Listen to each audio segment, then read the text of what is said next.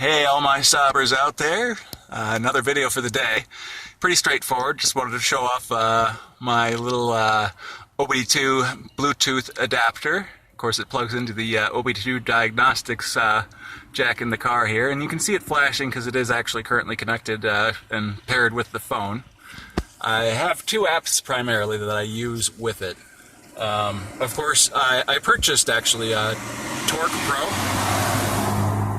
And Torque Pro is great. You can clear ECU codes with it. You can trap your trip with a map. Lots of great features. Lots of great gauges and stuff you can use. A lot of people like setting up a tablet with that stuff on there. One of the main things I found this most useful for was engine temperature monitoring. This was actually how I figured out that something was going on.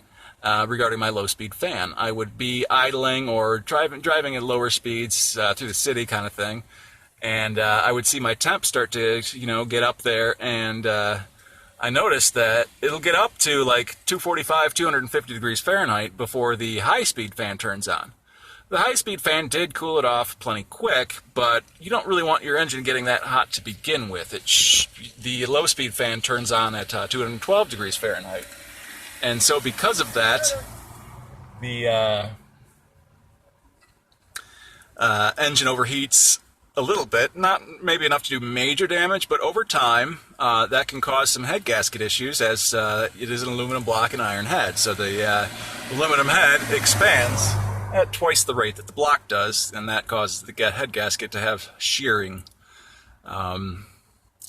But yeah, I found my engine temp was warm with this, and did some research, found the low-speed fan circuit has failed, and now my engine temp really never gets over 215.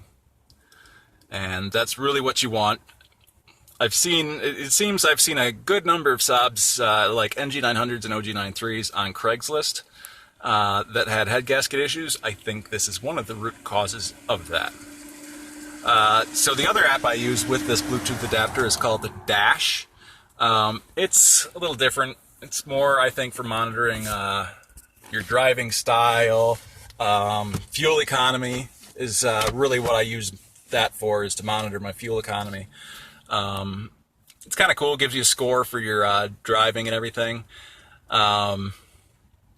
But it's not as useful as Torque in many ways. It won't clear engine codes. It will look up codes and do things like help you find a mechanic, which isn't really very useful for myself. But it's kind of cool because it's got a leaderboard, for how many miles, the driver with the best score, and that sort of thing. So it's kind of fun. But not as...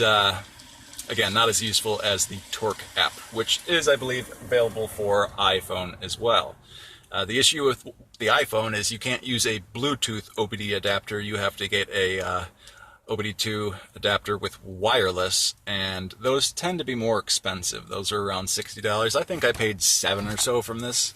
It's not a real ELM327. It's a Chinese clone, but it does do the trick. It does work with my saab, and it will clear codes.